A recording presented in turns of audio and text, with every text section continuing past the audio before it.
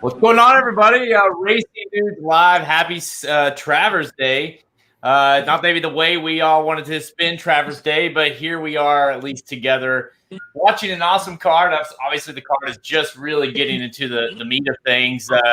Of course, myself, Jared Welch, Aaron Halter, and the other racing dude. We got Ricky Rocket Man. I can call you Rocket Man, Pasternak, and Vinny. What's up, Vinny from Real Dynasty Picks? We got Magic will be in and out. Slim, I imagine, will make an appearance. Samich will be on. You never know. We're gonna have just a wide variety of guests. But how's it going, guys? It's Travers Day, man. It's going great. We just were on the right end of the DQ involved with Ortiz brothers. It came down, so it's like I feel like Naira just like turned over a new leaf. So it's like it's new beginnings for Naira today. Vinny, where are you? Really? I'm at Saratoga National. It's like down the street from the track, but they're doing a viewing party that they've been doing all meet. So before they said that the 8th was the Travers, we booked a couple tables, and I'm here. My wife and her family, they're upstairs. So I'm down near their little like pond thing to just to try to get better service. But yeah, it's been a good day so far. It's weird all around, considering no fans are at the Travers, considering that we it's ran at the beginning of August versus later in August. The fact that we have Derby points on the line, and there's so many weird things about today, but at the end of the day, it still feels like a Travers Day. It still has that vibe. It's still the biggest Saturday of the summer. So here we are. Ricky, how you doing, man? Oh, we're good. We're close to post time. We're right. We looking at this? Are we all in the same feed? Track feed? Yeah. So we'll jump into that. We are getting ready to run the Weah, and we are Mississippi is 7-5 off the long layoff. So they're getting ready to run here. So let's watch this. Well, I mean, we kind of were hit and miss on this in the guide. Mississippi, I think everyone had to end up playing Mississippi somewhere, other than I think Sean maybe left Mississippi off. But definitely a hard one to play off that long layoff. Yeah, not having run since 2019, I think. Forget about the layoff. For me, it was just the win over the track. And I think when we're going this distance, we're going 3 turns on the turf. I think it's incredibly important to have a grip into the turf course. I'm sure Aaron will agree as they're about to break. I just think breaking from the rail might actually not be the worst thing in this situation when you're going 3 turns to safe ground. Right. And they're off. Yeah, they're off. And 1457 is what we need in the guide, what we need for our pick 5 here. So we basically just don't need a bomb to come in here, which would be the 2 or the 3. And it's a normal 3-turn race right now at Saratoga, right? There's not a whole lot going on. You've got Chad Brown with a horse on the lead here, and then the 2 bombs are right behind him in 2nd and 3rd. And Mississippi just took up big time behind Bo Bell, so we're going to see how that affects it. I mean, this is just the first turn of 3 that she had to take up pretty hard. Mississippi's a horse, won on her debut in the United States in the Glens Falls and got second to Sister Charlie, a close second in the Flower Bowl, and then really did not run well in the Breeders' Cup. So obviously this horse has ran some huge races in her career. But yeah, let's see how good she actually is. Yeah, I mean, he's got her kind of wrapped up pretty closely there, though. Yeah, she really wants to go, and she's running it, up on horses' heels, and maybe that's not a bad thing. When she's finally ready to go, she'll have some punch here. But she has been all over the place. Very eventful for a short field here for this turf course. But man, Chad Brown galloping out 6-1 with Fool's Gold, 117-3 for 3/4. He's feeling pretty comfortable right now. 6-1 too. I mean, yeah. I don't know what's going to happen with Mississippi, but I don't like, Aaron, just to your point, to stop and go. It ends up taking a lot. Even though you're saving ground, Fool's Gold is not. Fool's Gold can run. Fool's Gold is going to hold on just because it's so slow. And if Mississippi stop, it's like a car almost. It's just that weird feeling. Oh, boy. Here we go. The 4's moving good for Chad, too. 7 looks gonna like it's gonna be awful tough here. Yeah. Let's see what happens here. They're into the stretch. 7's got the lead. Mississippi's finally got some run, but she's gonna get passed by the 4. Yeah.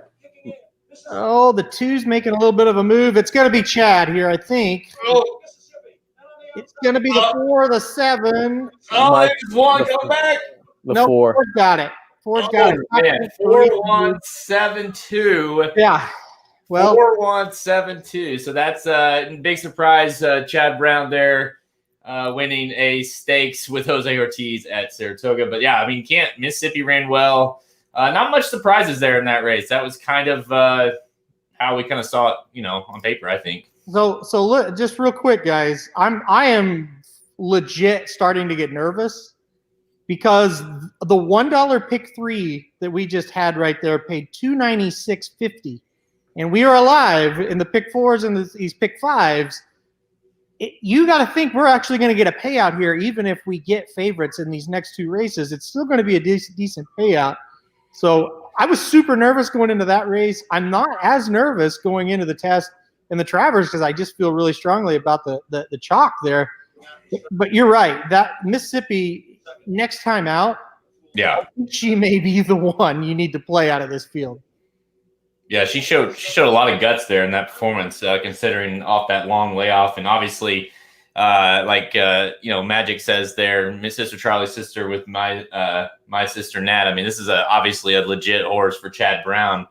Yeah. Strong connections, you name it. So Mississippi.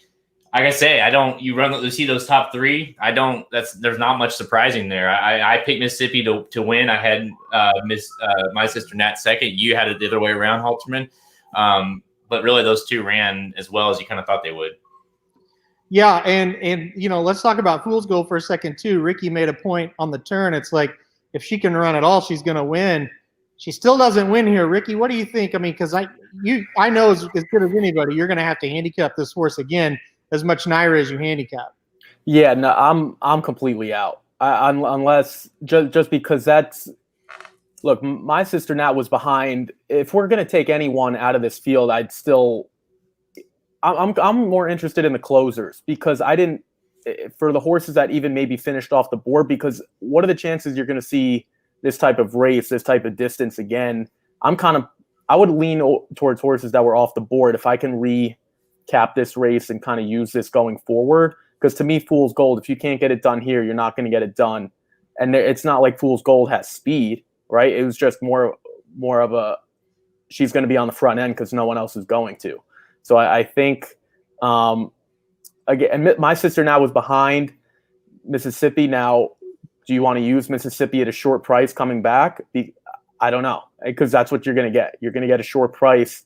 I think you're going to get a short price on my sister Nat too.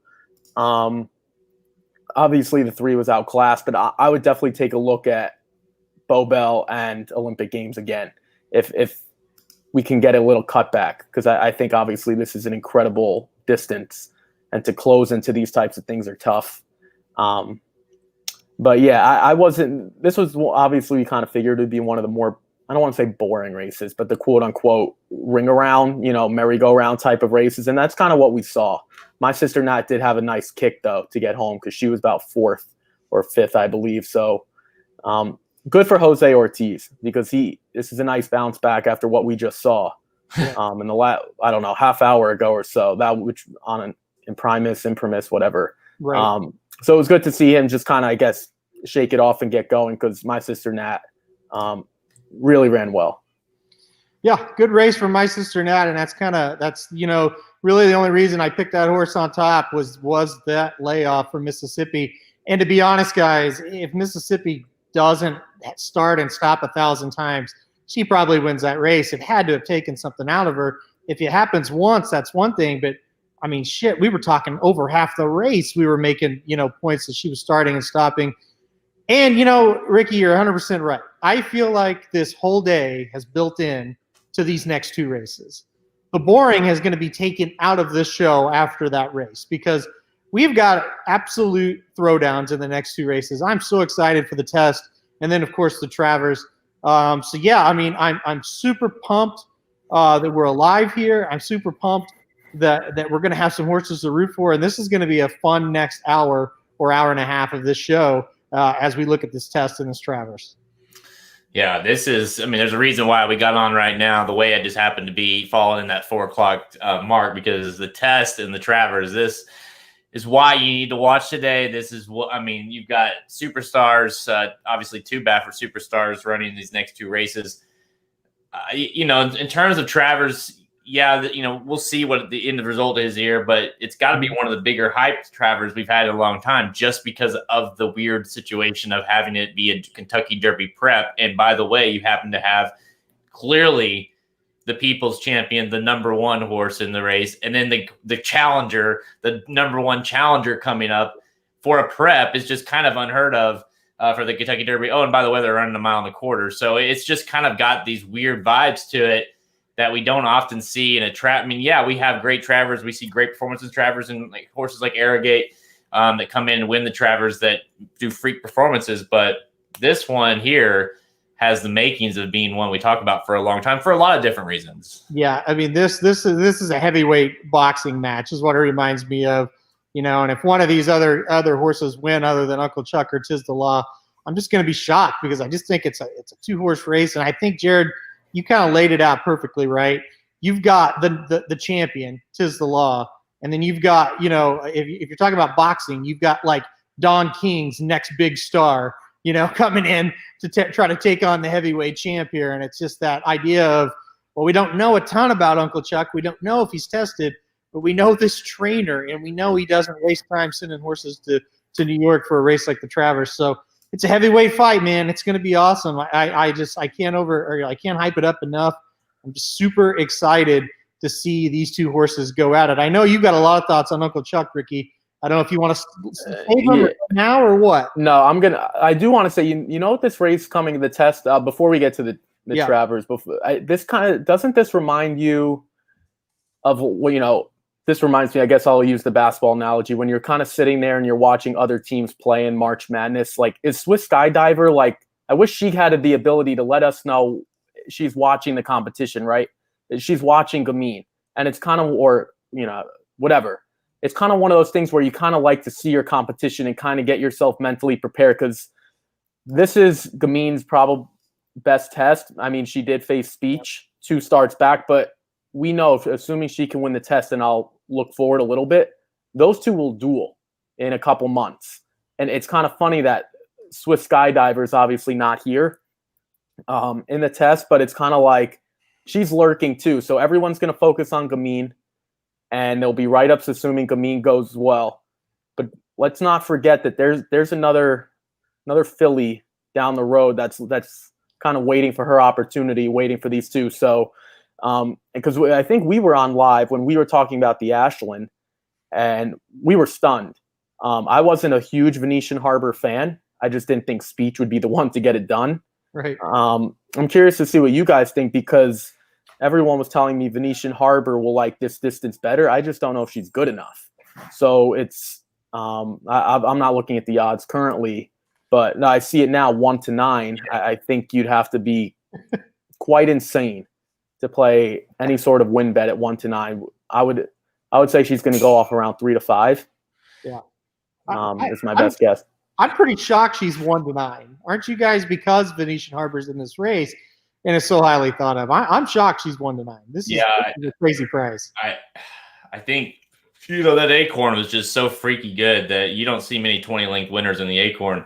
I think, like we mentioned on the podcast on Blinkers Off, it's just even if Gamine regresses some, it's still going to take Venetian Harbor to run basically a career high race for her to beat this horse. I mean, Gamine, even at running at a 2-turn distance at Oaklawn Park, going about 16th, ran a 98 Beyer, and that's a distance I think we can all agree that is maybe not necessarily her top distance there. So, coming back, going from and another thing too, like to me, Bob Baffert going from a mile to now going to a 7 furlong race with her is like, I think she's vulnerable going longer for sure.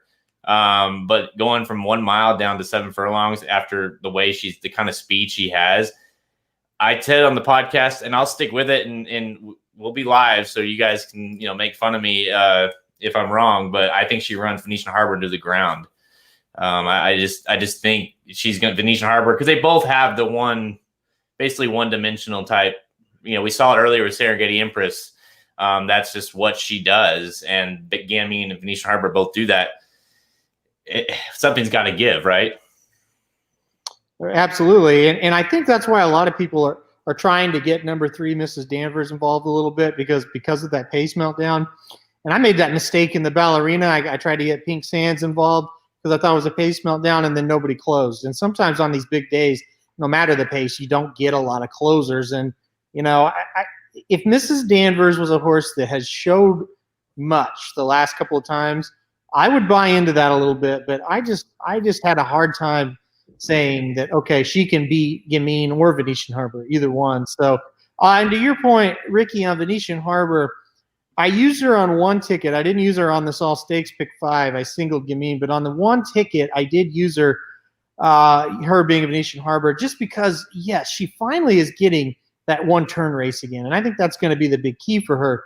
The problem is I don't think she's as good a horse as Gamine is, and so I don't really think it's going to matter. But if there's a shot of somebody beating her, I really think it's Venetian Harbor because she at 7 furlongs, or not at 7 furlongs specifically, but 1-turn races, she has shown a lot of brilliance. So I don't think it's impossible that she wins this, but I'm kind of the same thing. Like I've tried to play her pretty heavy a couple times and have just failed to get her home. So one of the things, and tell me if you guys disagree, it's, again, I'll hark it back to sports. It's kind of like when you get up by such a big lead, it's kind of like that. Not only do you feel a sense of comfortability, but your competition feels defeated. And that's what I kind of think happened in the Acorn. She just kind of slowly extended. And if you see someone just going away from you in a race or a sport, that the only thing that concerns me is when Venetian Harbor, or say someone else runs a huge race and they're there, how does she react? Because she's never really had, if we look at the PPs, I don't know if anyone else is looking long, early on, 2 lanes, a length and a half, there was never anyone there next to her. How is she going to react? I'm not saying she's not going to win. She's clearly my top choice and probably the best bet of the day, but we really have to kind of look to see when there's competition. This is the best field she's clearly faced. And how is she going to react? I don't know. At least Venetian Harbor might not have all the wins, but at least she's been tested. I just think if you're going to get 6-1, which we don't agree is we're going to get, I think that's definitely a worthy win bet. I've heard worse, just for the value purpose. Yeah, absolutely. I think if you bet the 3 or the 6, you're going to bet them to win right now just to take a shot against. That's not something that I can sit here and talk you off of, because 8-1 on Mrs. Danvers, 6-1 on Venetian Harbor, especially when she's been like chalk so heavy in her last few races. Now you get her at 6-1, and it's at a distance that you know that she can get it, and that's where her best performances have come. I'm with you, Ricky. I think if you're gonna bet a win, 6-1 on Venetian Harbor, that's fine. You can't bet 1-9, you know that, but it's just Gamine right now at this price is a single and move on if you're playing multis, and then if you go race by race, you're just thinking, hey, let's try to take a stab against her here. It's one of those things too. It's interesting. Like we saw it earlier with Serengeti Empress, which we can talk a little bit about that performance in the ballerina, which was unbelievable. But you have that idea where, on form, obviously there's no doubt Serengeti Empress is going to the lead. And you kind of have to play that game if you're a trainer or a jockey. Like, do we go out with her and basically risk just getting, sucked up at the end of the race, or do we try to let her go out and then hopefully tires and give her a possible easy lead? So when you look at a horse like Gamine and Venetian Harbor, is there any other strategy you think? Like, do you think there's a case that Johnny V doesn't go with Gamine and lets like she's more versatile, or do you think both these horses they just go? Like, it's just a matter of we're just going, and you know what, you guys can figure the rest out. I'm willing to bet if one of them rates, it will be Gamine. I think Venetian Harbor is pretty one. I think too. I think Gamine is the one that can rate, and I think it'll just be a situation of, Johnny V looks up and says, "Where's Venetian Harbor? She's nowhere to be found. She didn't break. Something happened. I'll just take the lead." And then if Venetian Harbor's out there and she's flying, I'll just take back a little bit, and I think Gamine can do that. I may eat my words there, but I just have a feeling when you look at Gamine's recent workouts, sure looks to me like they're trying to teach Gamine to settle a little bit early in her races. Mm-hmm. And that could be because they know, maybe not this time, but there's a 1 1/8 test that she's going to have to be asked to do. And there's no way you're not going to fly like that. So it kind of reminded me of how they worked with Nadal earlier in the year. I was just about ready to bring up Nadal. That's exactly right before the Arkansas Derby, where all of a sudden, like you said, like you can't do that and win all the time. You said that all the time about Nadal, that you just can't expect to run that way and win every time. And so that might be, because I do agree that Venetian Harbor definitely, of the two, seems like the one that's just like, I need the lead. I'm going to go. And no matter what, no matter what anyone else does, I'm going. Right. Because maybe while I think it's clear Gamine's probably the highest caliber, highest, athletic ability of the two.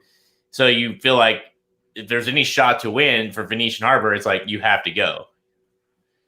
I know, Ricky, I agree. Yeah, I don't really know.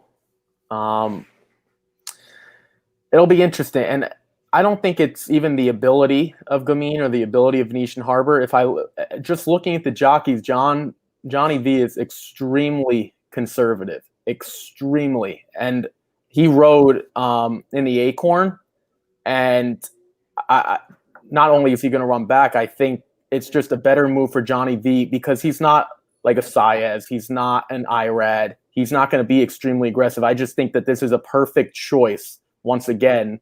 I think, because I do agree, I think Gamine will sit off. Because if you're Venetian Harbor, if you don't go, you're pretty much telling everyone you were running for second, in my opinion. Because if you're sitting second back, and the other point, if we look at Gamine's field, 4, 11, and 7, we're now down to 5.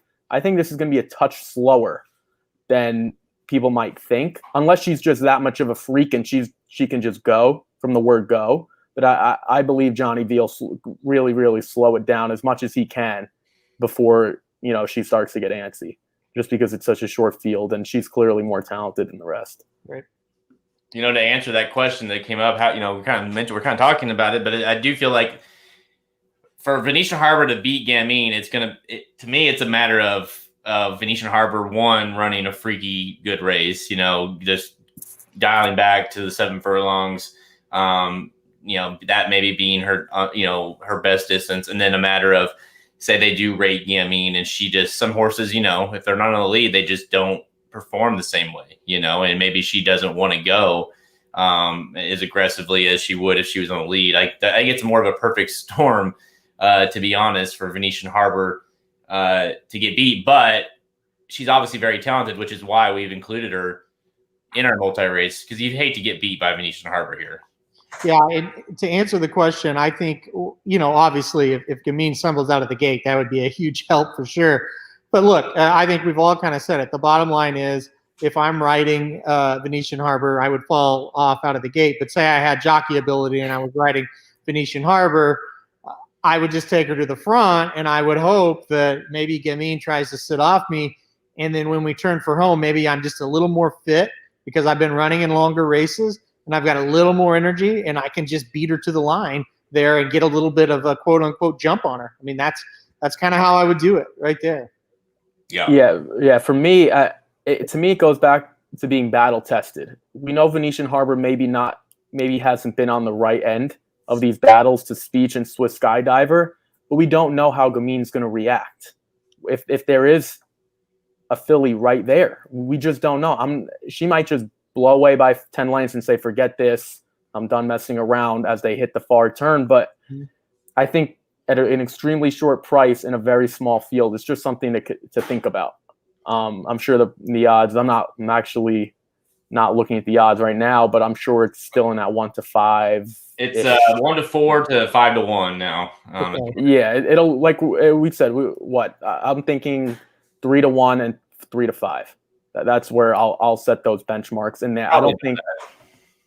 Yeah, I think that's. Let me ask you guys. I want to ask you guys this, and everyone just tuning in. What are you more confident in? I kind of know your answer because I own the website with you, Alter, and I saw who you picked for the power play. But who do you feel more confident in, Gamine or Uncle Chuck / Tiz the Law? One of those two winning the Travers or Gamine. Oh, well, since I get 2 horses, I'll take Gamine and Uncle Chuck.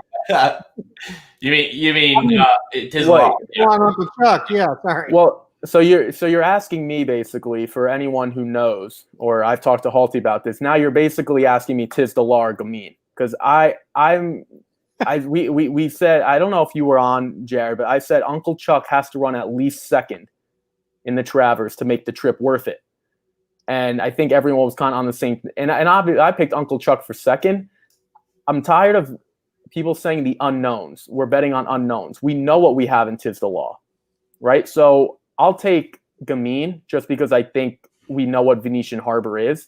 So that's the unknown versus the unknown. But you're really asking me a 1 to 1. I don't feel like I'm getting the true 2 to 1 value, because there are some other horses in there that if Tiz the Law were to not win, I don't know if Uncle Chuck is the next. To me, is clearly the next best horse. So I'll still take Gamine at what is this, 1 to 2 now? Isn't it funny to sit here and think that we are, what are we here, about 8 minutes away from back-to-back grade ones to Travers being the main event. And in the year of craziness and the year of Baffert losing all these horses, Charlatan and your Nadals, and all of a sudden he's very likely, he's 1 to 4 in a grade 1. He's going to be right there against Tiz the Law.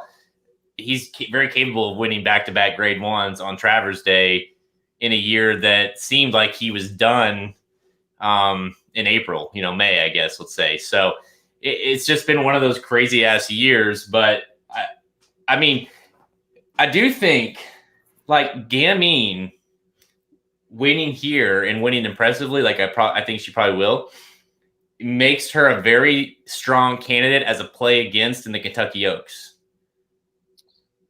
Let's see how she does this. Yeah, no, I'm not going. That's a bold statement. Yeah, I know, but you got Swiss out there looming.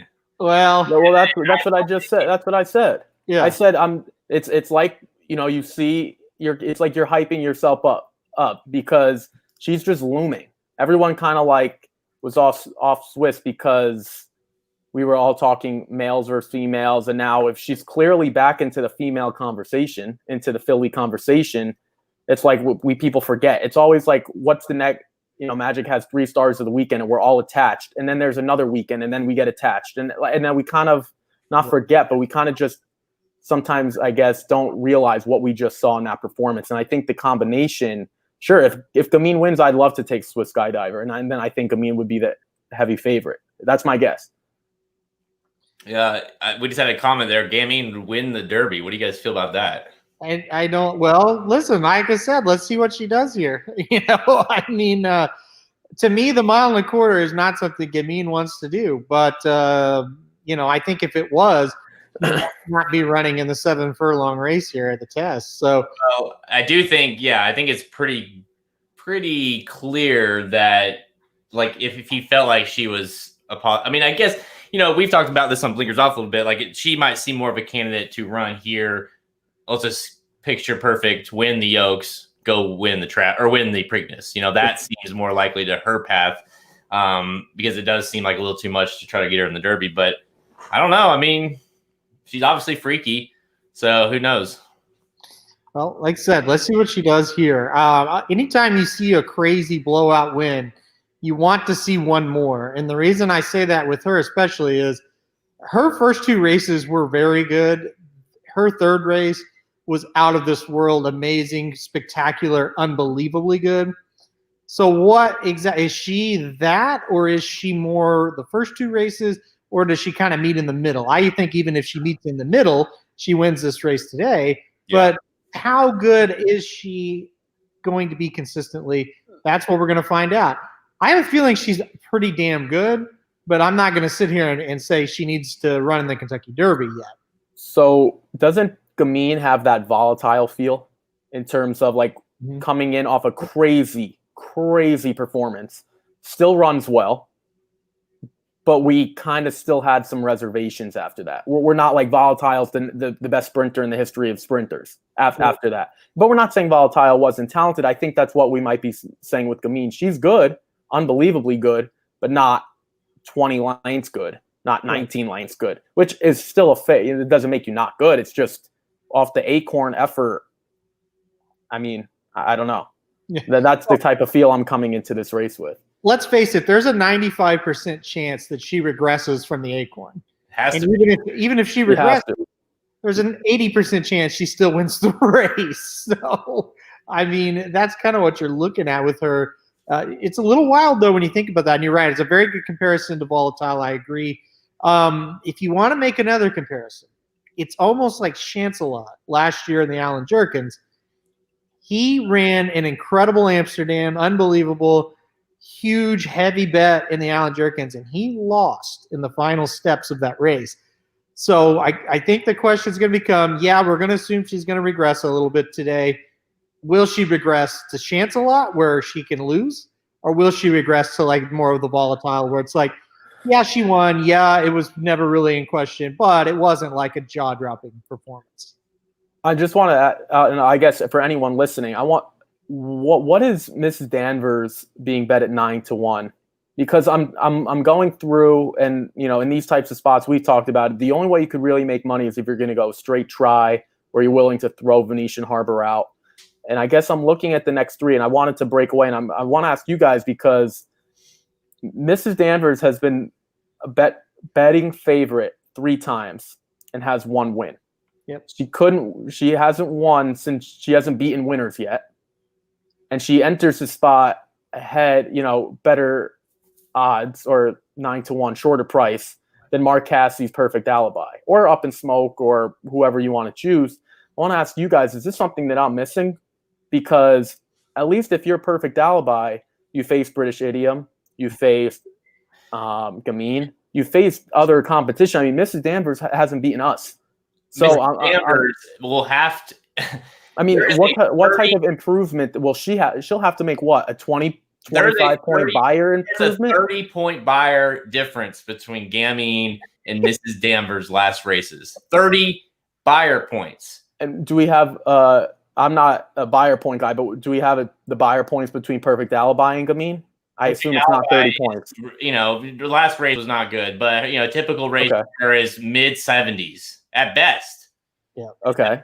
I mean, these horses are going to get so ran into the ground by the 5 and the 6. It's not even going to be funny. I really just think this in terms of if you are a numbers person, like if you really like speed figures or whatever, even if Gamine regresses 20 points, she regresses 20 points, 20 buyer points. She runs a 90 buyer, which by the way is almost a career low on her debut at 87. Mrs. Danvers would still have to improve 10 buyer points in order to match with her. So there's too much riding there, I feel like, to expect her, even though the pace situation seems like on paper, but it's like Halterman said earlier, it just seems like you're asking a whole lot when you look at the numbers, they don't make sense. Well, that's why. So we're talking about you have to make an incredible, and tell me if you guys agree or disagree. If you're Mrs. Danvers, you have to jump up 25 points to probably just stay in the race. If you're Perfect Alibi, you have to jump up 25 buyer points to stay in the race. Wouldn't you rather have 18-1 versus 9-1? I'm just saying, if you have to make that incredible of an improvement, again, I'm not saying they're going to win, but I'm just saying if this is how, horse players / people that are going to look at value have to look at these things, because they're both so far out of it. Why wouldn't you have double the price? Yep. No, I totally agree. I don't like 8-1 on Mrs. Danvers at all. I'm not sure how people have got there with her winning. Is she an underneath candidate? Sure.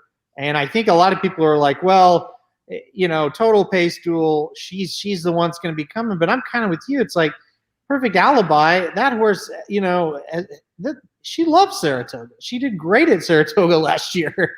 So yeah, I mean, if you're trying to get an underneath one to kind of spice it up, Perfect Alibi makes sense. I think a lot of the problem with Perfect Alibi is she got beat by from here to where you're at right now in New York, Ricky, the last time out by Gamine, and probably people are seeing that and they're like, oh, I don't want any part of that. Mrs. Danvers, she's going to take she's a new shooter here. She's going to take a shot at these stakes horses. But again, I was really high on Mrs. Danvers after she ran second on Belmont Day to a really nice Chad Brown horse who came back to win a stakes, by the way. But Mrs. Danvers' last 2 races have been awful, and there was just great, she's here, but I just can't get there. I just logically cannot get there that she's going to win here. All right, they're approaching the gate here. Gamine 1-5. The Venetian Harbor is sitting at 3-1. So they're really, it's very strongly on Gamine. That money is really not lighting up at all. No. So in the comments, Tap It, Horse, Jose, and Shug. Okay, that makes sense. But what about the first 4 races that she ran in? This isn't an unraced filly. So it's like we've seen workout. We've seen races run. Just halty to your point. I guess if you're gonna go against the top 2, you could really make a case 1, 2, or 3. But it's like. It's just one of my craws when you see the same horse getting bet over and over. All right. Yeah. They're loading final picks. I'm going to say Gamine wins, slightly sitting off of Venetian Harbor. Yeah, that's what I'm expecting too. I think she sits maybe a half behind. I think Johnny V will get her to the outside somehow, and I think she pounces. I'm going to say she goes to the front.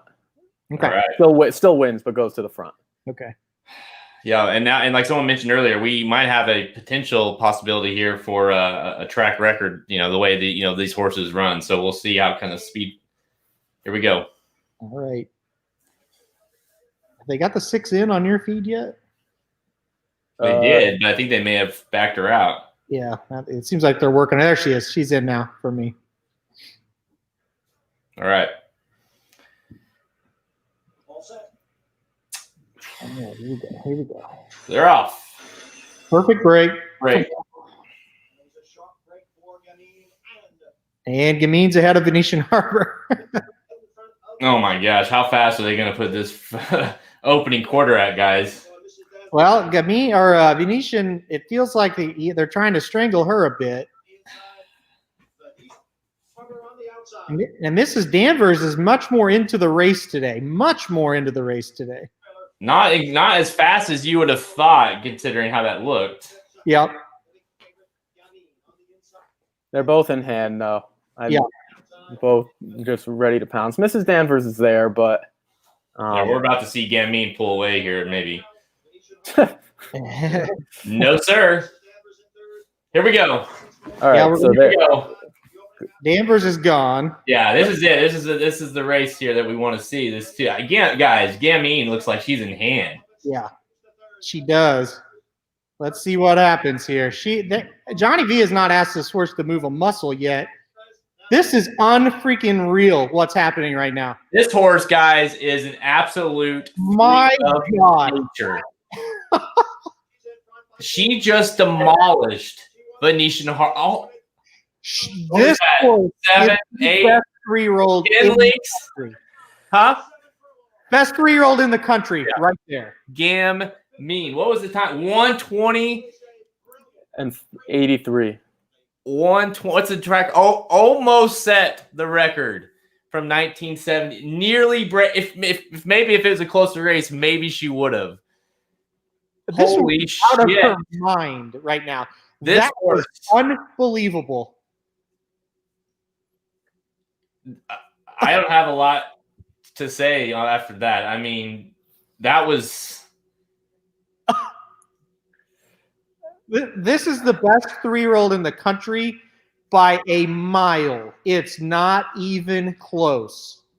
Now, I don't know if she can go 1.25 miles, but that horse is a effing freak. That race to me was better than her Acorn because she had a legit horse trying to get to her, trying to press her, and the legit horse that wanted to go that distance got back to the distance she wanted. And that Gamine didn't get out of first gear. That was ridiculous what just happened in this race. I think. Sorry, I'll be quiet now. I just went nuts. I'm sitting there. I'm watching the replay, trying to just. She moves so. I mean, she never moved a muscle the entire race. It was just very casual, kind of a canter the whole way. I mean, she never really got out of second gear. Out of her mind. I mean, that's crazy what just happened. I mean, yeah, good. I'm happy Mrs. Danvers hasn't finished the race yet. Someone's trying to get me at single-digit odds to take Mrs. Danvers. She is just finishing now. We're all at zeros. We're leaving the track, and she still hasn't finished. I don't want to rub salt in the wounds, but Vinny had Mrs. Danvers on top in the guide there. So yeah. One of you guys could have rode that horse to first. I totally agree. I think if I could have stayed on her, I could have rode her to victory today. Yeah. Guys, the only pushback I'll make on the best 3-year-old is just the distance, not in terms of talent. I just think the distance is a distance thing. It has nothing to do with talent. But no, I agree with that.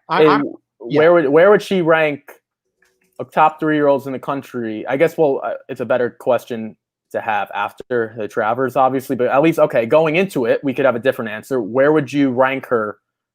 We'll just use the 2 horses in the Travers.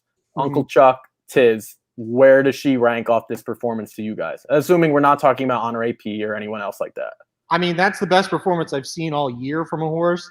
So honestly, I think let's pretend Uncle Chuck was in this race at 7 furlongs and Tiz the Law was.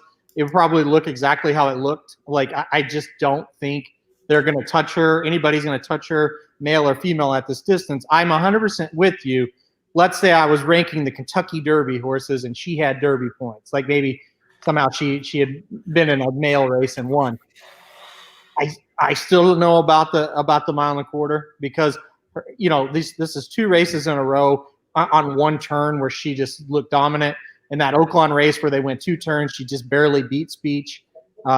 So yeah, I mean, I don't know about the distance, but I'm going to tell you, you're not going to see a more talented horse run today, tomorrow, a week from now, a month from now. That horse has extreme talent. I mean, you just, the thing is, you said it, before, we really don't know what she, even after that, you don't know what she is going, say running the Kentucky Yokes. Say she demolishes that and goes to the Preakness, or, this horse is, you don't often see horses run nearly back-to-back track records. Fastest Acorn ever. Nearly has the fastest, test ever. Fastest at 7 furlongs Saratoga. I mean, a horse that just can do it so easily. I mean, you gotta remember too, guys. This is a $1.8 million horse. The possibilities with this horse have been there from the start. Has never lost. Technically, did lose the purse money of that Oaklawn race, but I think it's clear to say this horse is just naturally unbelievably good, regardless of what your beliefs are with Baffert and what happened with Gamine and of course Charlatan. I think it's clear the last 2 races she's freaky good, and really, who's to say she can't win the Yokes? I mean, does she seem vulnerable going 2 turns? Sure, but boy, that I'm kind of a loss of words. I don't know really how to describe that. Yeah, it's pretty nice. What just happened was pretty nice. Let's just leave it at that. Yeah, too bad she doesn't have Derby points. Yeah, right. A lot of people are saying she belongs in the Derby, and I don't necessarily disagree, but she won't be there. But I think, guys, the most sensible thing for this horse is now to go to the Kentucky Oaks, obviously. And if she can do that again, you take her to the you take her to the Preakness, and she will dominate. If she dominates the Oaks, it means she can get 2 turns, because that would mean she would beat Swiss Skydiver at 2 turns, right? That's not easy to do for a filly, for sure. So if she was to win that race, and say she wins by 3 or 4, she is, I mean, a heavy, at least second choice. Say Tiz the Law's there, maybe she's second choice, but she might even be the favorite in the Preakness. Oh, you think she would be the favorite? Well, assuming Tiz the Law comes out of the Travers, wins, comes out of the Kentucky Derby, wins. There's no way I could see her being the favorite. No. If he has to lose one, but say you were basing it on him losing one. Yes. Okay. The next 2, she's the favorite to win the Preakness if she was to win a race like the Oaks. By the way, she's 3-5 in the Oaks, guys. After that, 3-5. So if you don't, Ricky, if you don't like her at the distance, and I'm really not disagreeing. You got to be happy right now, because your girl Swiss Skydiver is going to be a price that she probably shouldn't be. Well, and that's my point, right? So this was the best case scenario for me, because I'm against Gamine in the Kentucky Oaks. So if she were to win by a half a length, that would have hurt me, because then we're not going to see the price that we're about to see. So I'm not against Gamine. I wouldn't leave her off tickets completely, but I think that's a sizable win bet, because you might see 2-1 on Swiss Skydiver. I fully believe that, because we're at that point, we just won't have seen her. We have a question. Some people seem to be interested in what is going to happen with Gamine towards the Breeders' Cup. Obviously, we are in Breeders' Cup season as well. And I think that is in question, just like we're talking with, the Oaks will tell the story on what her path is for the Breeders' Cup. If she goes and, because if she goes and wins the Oaks in dominating fashion and becomes a Preakness contender, well, let's just say this: if she goes and wins the Oaks, wins the Preakness, she might be a classic contender. That's just it. Like, she could be classic, definitely distaff. But if she goes and wins a Preakness, guess what, guys? What's stopping her from running in the classic? Right. Here's the deal, and you said it perfectly. The Oaks will tell us, if she goes to the Oaks, she fades, something happens.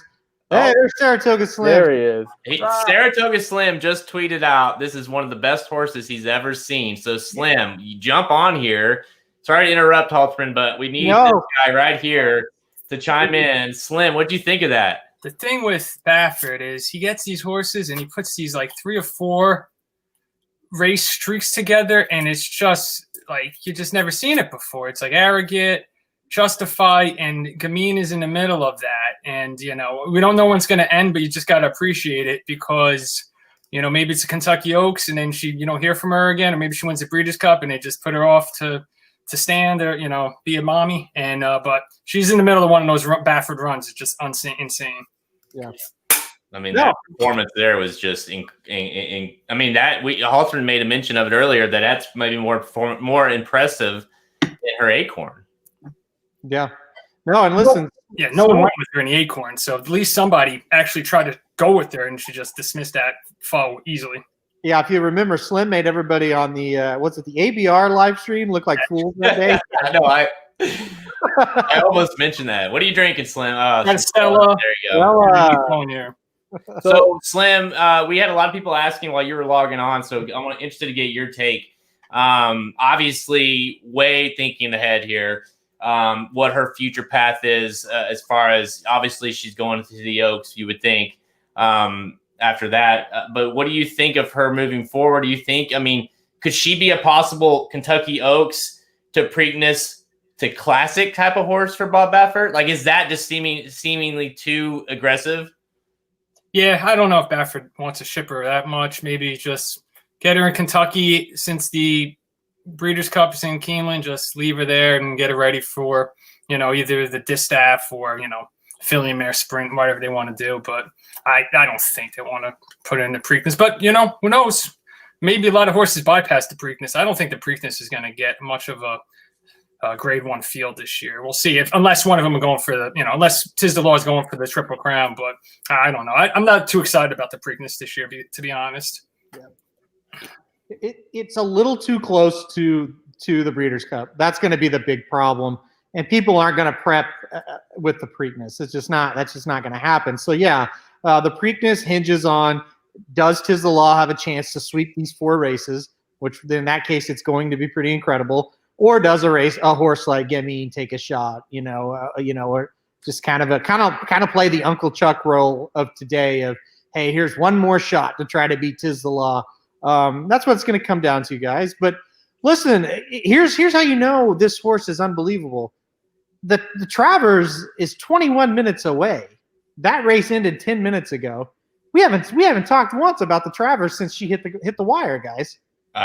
I know. I mean, that's why we do this. This is why we follow the sport, because when you see performances like that, it's what brings you back. It gets you jacked up. I mean, that was just, I think we all thought she could possibly be a freak, but to win like that. And by the way, Venetian Harbor finished second. It's not like she ran okay. She can't touch that horse.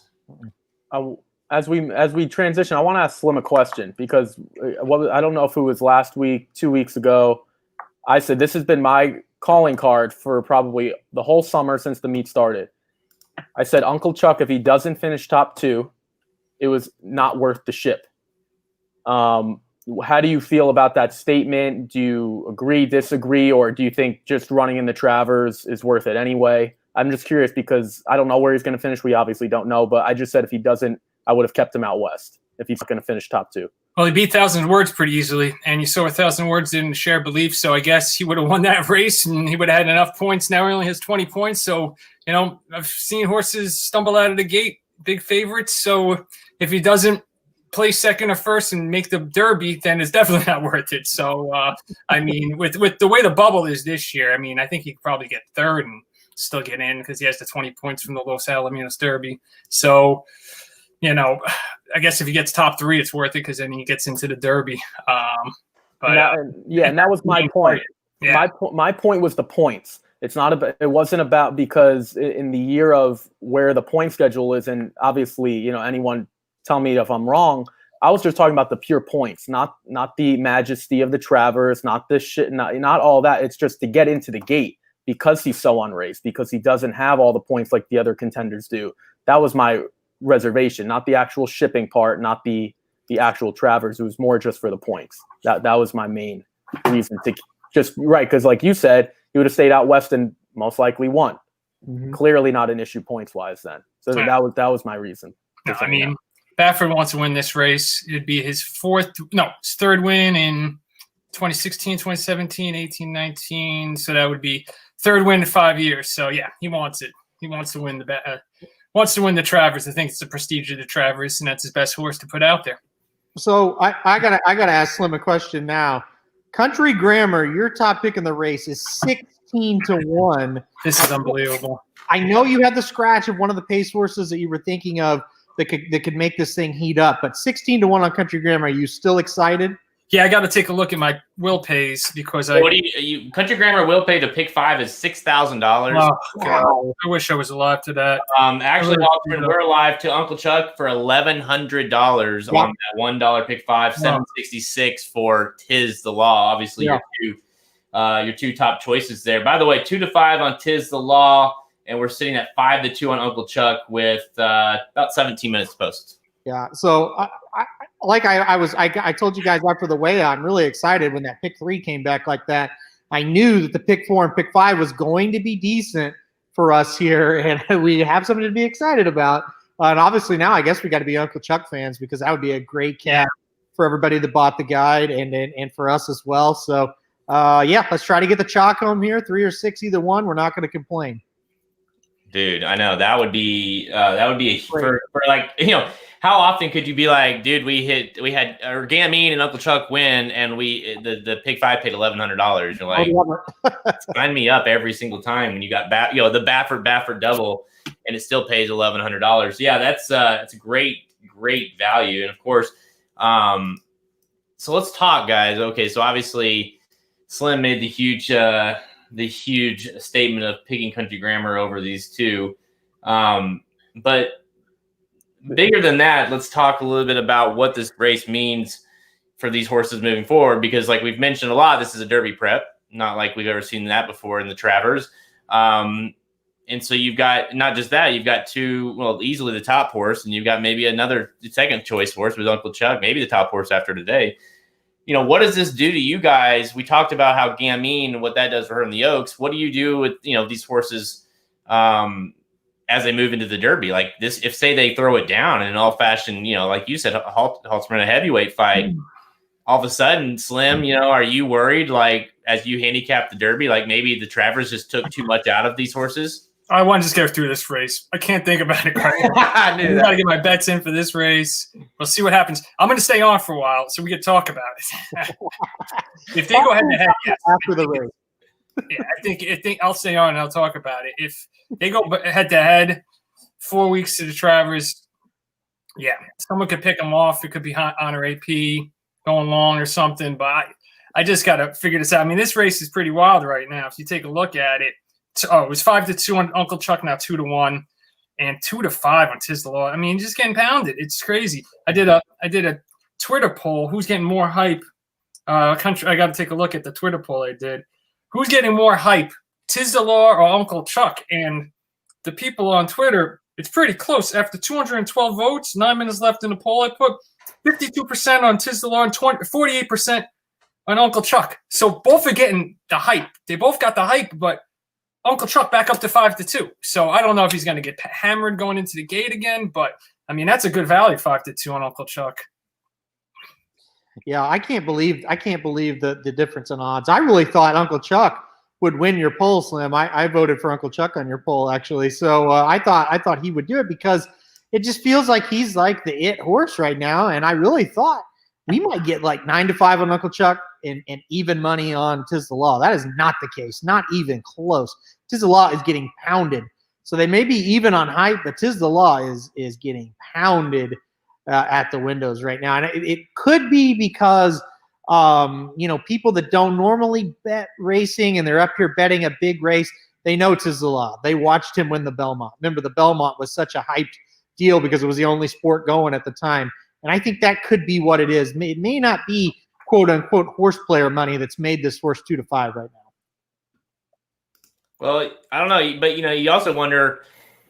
People just watch Bob Baffert win with Gamine, and obviously Uncle Chuck coming to this race is, maybe not, is definitely not as established as Gamine is, but as definitely has the hype. And all of a sudden, I was a little surprised you're still getting 5-2 on Uncle Chuck after we just saw that from Bob Baffert in the previous race, especially considering what we know he's capable of doing in the Travers and bringing a lightly raced horse into this race. By the way, they mentioned this horse being compared to that horse. And so there's just a lot of – I don't know if I've ever seen a horse with longer legs. I don't know about you guys, but Uncle Chuck's legs. I haven't observed his legs in a while. Dude. Let me look at a picture. It's like all legs, and then his body is at the very top. I mean, it's insane. This horse is all legs. That's why they say his stride is unbelievable, because he does it so easily. I wrote the article a couple of days ago, and I kept on writing long stride, long legs. And I'm like, damn, I'm going to write this like 6 times in this article. I just kept on writing the same shit over and over again. As you're right, he just devours ground. I mean, I really watched the Low Salamedos Derby. And I was like, he does it so effortlessly. And, I just, the thing was with him, I know he only has 2 races. Arrogant had 4 races. So he had a little bit more season. I don't know. I mean, if this Chivalry goes, I mean, Cara has to show more speed. In the Peter Pan, I think he lost the race because He didn't show the speed. He let some cheap speed get in front of him. I think they should try to go with him, put him in the race. Castellano has won this race, 5 or 6 times now. So, I mean, he's going to get him involved with the race. So I hope that kind of softens up Uncle Chuck, that no one's really come to him like this in the past. We'll see. And softens up a little bit, going very long. I'm still dubious about Uncle Mo horses going this long. I know Nyquist won the Kentucky Derby, but I mean, that was all anyone talked about before the Kentucky Derby was Nyquist is Uncle Mo. Uncle Mo can't get the distance. So we'll see. He does have a sprinter pedigree his mother was she won the honorable miss. So she was a graded stakes winning sprinter. So, I don't know. Mile and a quarter. They still got to do it. They all got to prove it. No one's done it yet. That's what I say. That's what our good friend D. Wayne Lucas. That's why you run them. You got to line them up. They don't just give them away. So I mean, seeing a horse stretch out like Uncle Chuck on the second start going a mile and 1/8 is something that you don't see very often. But you still got to do it. And by the way, 'tis the law. Like, how can you doubt him after what he's done this year? So, hey, there's somebody on the comment section that's saying that I just don't think you'll ever get 5-2 on Uncle Chuck again. Yeah. Here's the deal. You probably will in the Kentucky Derby, but forget that. You have a point, and your point is if you think Uncle Chuck is the best horse in this race, you have to pound him at 5-2 if that is a strong opinion of yours. You have to, because you're probably right. In a normal race, you're probably if you think he's going to win today, he's not going to be 5-2 ever again. You're right. So I I agree with the point. He'll likely be in the Derby. He'll likely be higher than that, of course, but because that's just naturally that's it's what the way the Derby is. But yeah, you're right. Especially in this race when you've got a very small field and you really only have to quote unquote beat one horse. 5-2 is kind of a gift. If you have that strong opinion, 5-2 is a total gift on that horse. There's no doubt, because 'Tis the Law is way over bet. I picked 'Tis the Law to win the race. I used the 3 and the 6, obviously, but I picked 'Tis the Law to win. But I would never play him at 2-5 ever. And at the Belmont, if you remember, I was on here. We were on the radio. We were on the ABR. We were saying pound him at even money. Pound 'Tis the Law at even money. I'm not saying that now. Do not pound this horse at 2-5. You just can't do it. No. It's insane. I mean, you take a look at the exacta will pays here.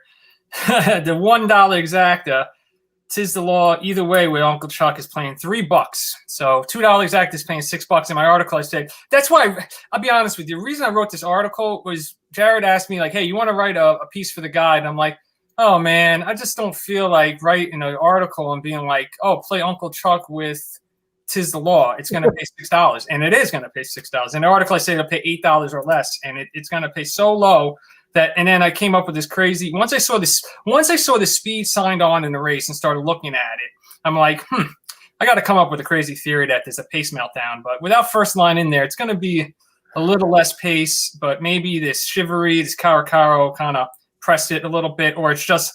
See, here's the thing. I'll go way back when Arrogate came. No one knew what the hell he was going to do.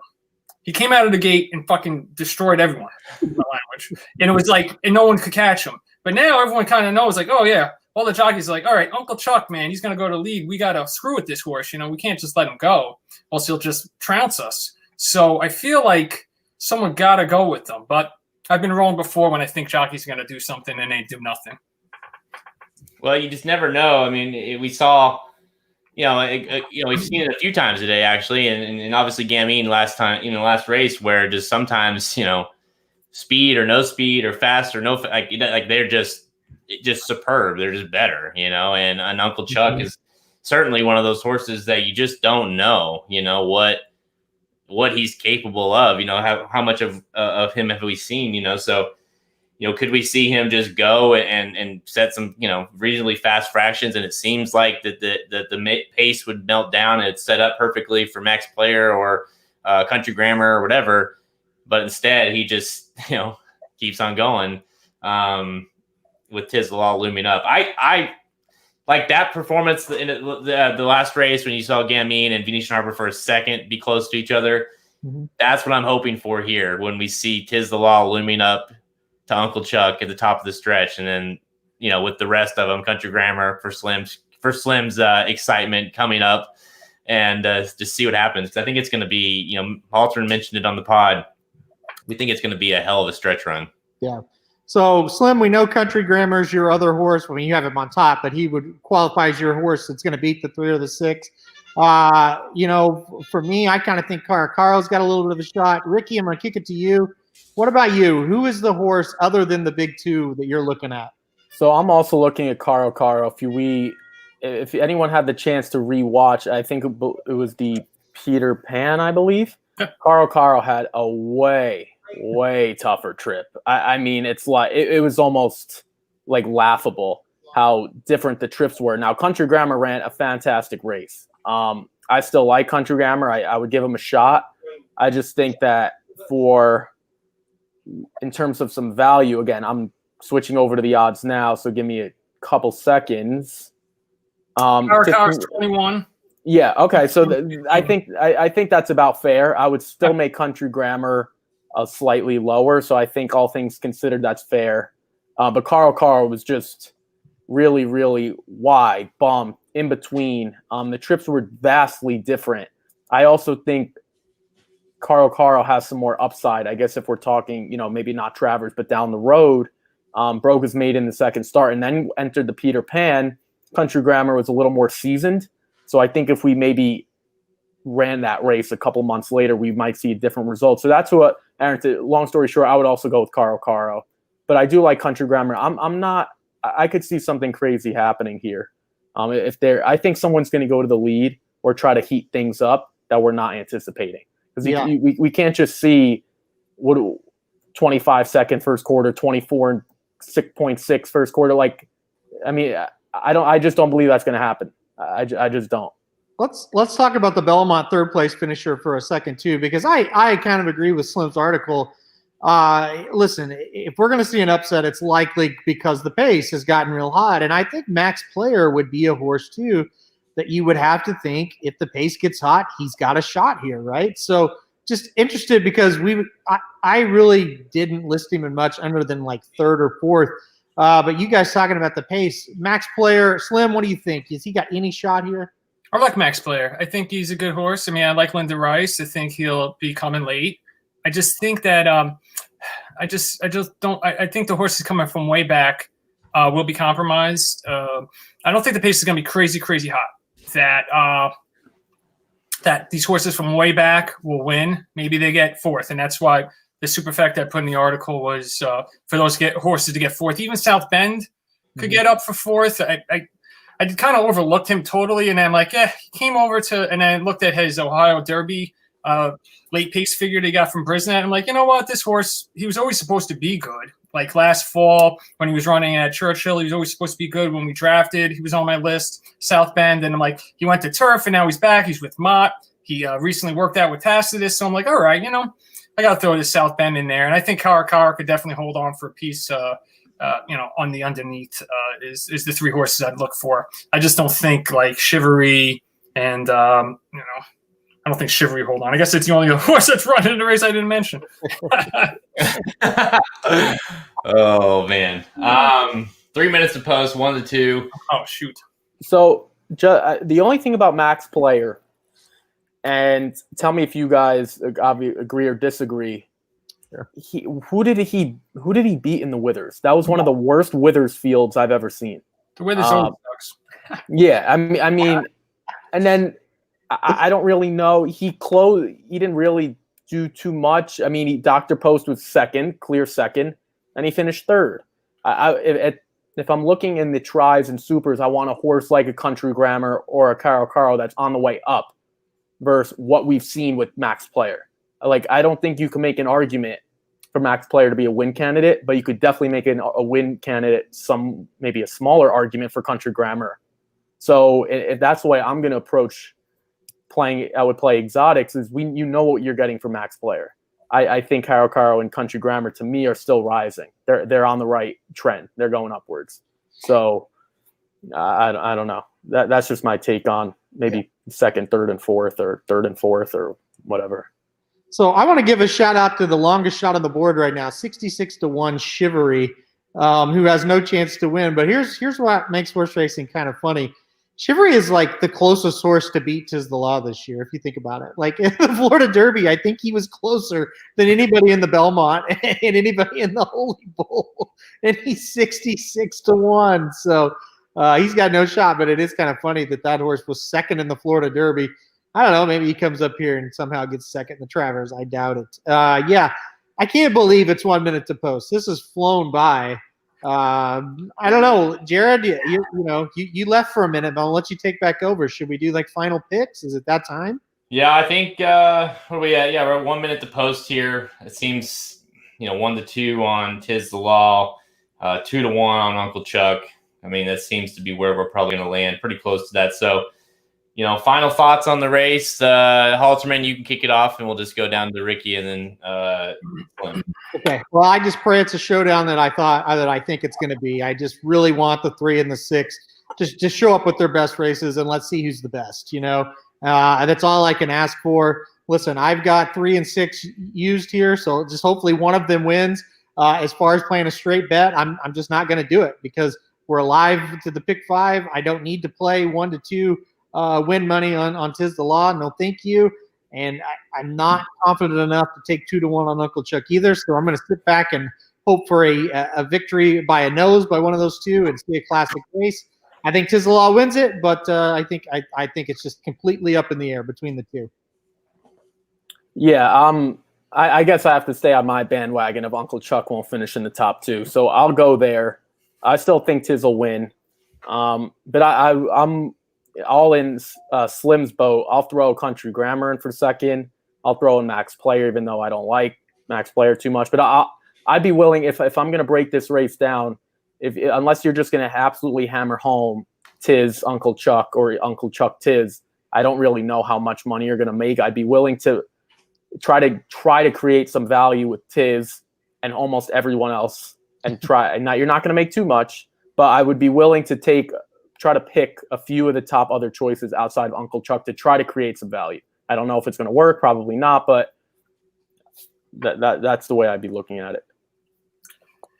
Yeah, I mean, I got my man Country Grammar, just up and down, straight exacta boxes with I didn't play that exacta box with Chuck and Tiz. I just went with Country Grammar, key exactas with those two, and then trifecta box with those 3 horses. Played off, obviously came back again with like a $10 trifecta with Uncle Chuck. I said Uncle Buck almost. Uncle Chuck and Tis the Law over Country Grammar in third, and then played a superfecta, just crazy superfecta that I had in that article for $4. I put it for $1, but I played for $4 in real life for $24. So we'll see what happens. That is Country Grammar. My superfecta in the article is Country Grammar over Tis the Law and Uncle Chuck in second and third over Cara, South Bend, and Max Player in fourth.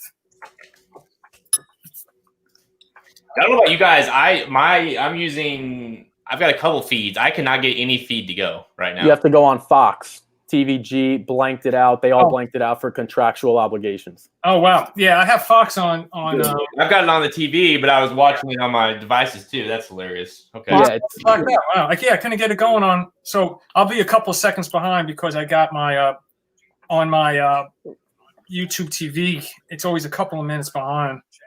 Yeah, only on regular Fox. Are you guys on Twin Spires? Twin Spires is working for me. Really? Yeah. I got nothing on Twin Spires. Twin Spires isn't working for me either. Huh. That's really odd. Yeah, it's on for me. So you'll be ahead of us then, because even I'm watching Fox Live. That's going to be behind the feed too. I've got them both on. I've got Fox on TV and then Twin Spires on the computer. And I've been Twin Spires has been like 45 seconds ahead. So. Yeah, you have. Oh, Jesus, you have Twin Spires on your. Twin Spires to work. Now I will shut this off. If you guys want me to do it. So we're all gonna be behind, so it's all get on a streaming service. Yeah. I mean, what I have it on. They're interviewing Chad Brown now on Fox. Yeah, that's what I have. Now Maggie's on.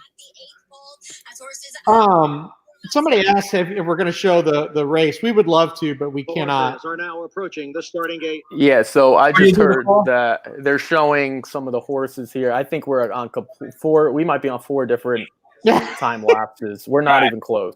We're good. So Well, nobody say you're a on, word. you're on you guys are on watching live feed. You're watching I'm track on feed. Fox on Hulu on my computer. So So you'll be delayed like me. Yeah, my Twin Spires is not working on my phone or my iPad. So Well, Twin Spires is working for me, and they're getting ready to load into the gate. So you got to turn that shit off, man. I will just try to keep a straight face. I'm not going to say a word.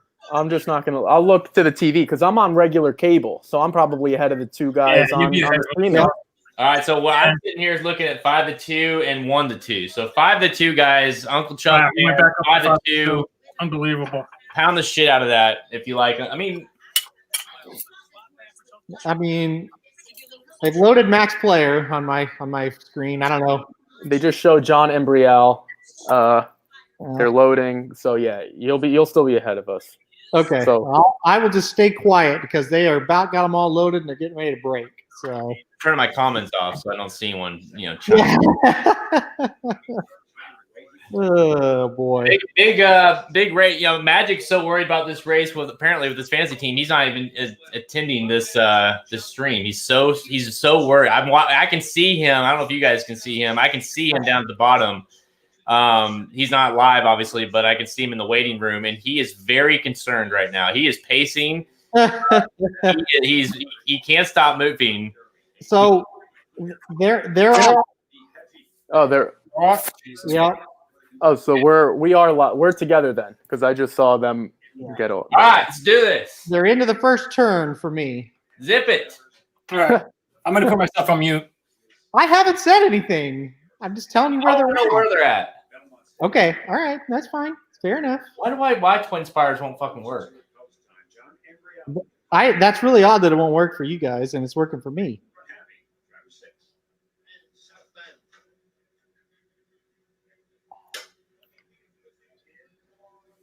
This is weird being totally emotionless and quiet during this race. I'm gonna remove you from this room if you keep talking. I haven't said a word. Okay, they're in the gate. There we go. Tis the law came away well, so did Uncle Chuck. Chivalry is between horses, and Country Grammar is down at the rail. As they come past the stands, it will be Uncle Chuck to grab the early lead. Chivalry is second. Tis the Law's on the outside in third. Country Grammar runs in fourth. Caracaro is next in fifth. It's 4 lengths. Back to Slim, where are they at for you? And the late closing. He muted himself. Oh. Okay, they are in the first turn. Uncle Chuck's got the lead. It's probably funny for people that have already seen this, so it'll be interesting. Obviously, you've got the two horses right here that are pretty close by. Shivery going to try to do his thing. Country Grammar's got to be he's right there. Gosh. Uncle Chuck, he's got the dream trip. He's got the perfect trip. The pace is not crazy. Here we go, baby. Here we go. Come on.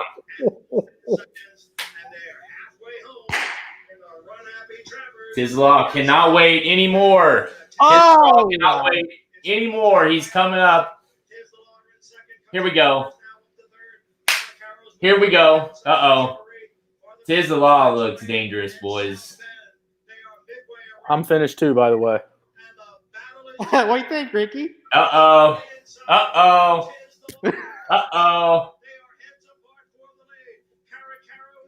Uh-oh. Look at this horse. He hasn't moved on him again. Go! Go! Come on, baby! Come on, baby! Come on! Yes! Yes! Yes! This horse. Yes! Yes! Yes! Oh! Monster! Oh! He was Hold my beard, Gamine. Hold my beard.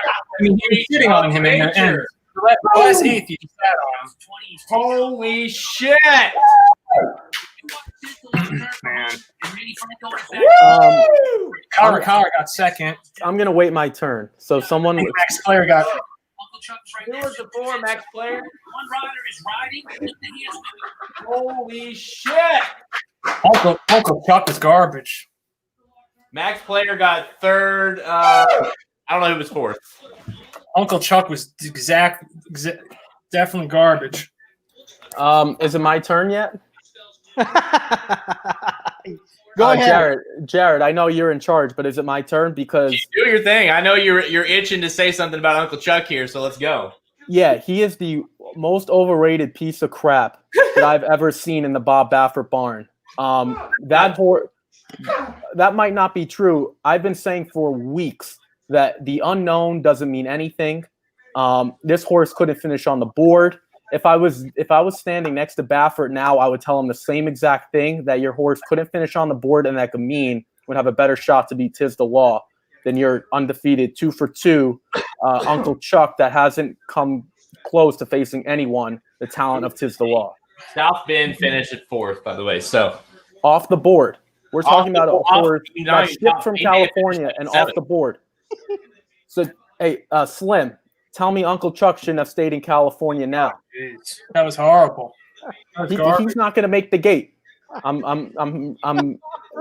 That just made my entire summer. And if anyone I'll be more than happy to leave an email address, a phone number, my Twitter account. Dudes.com. Hit them up, guys.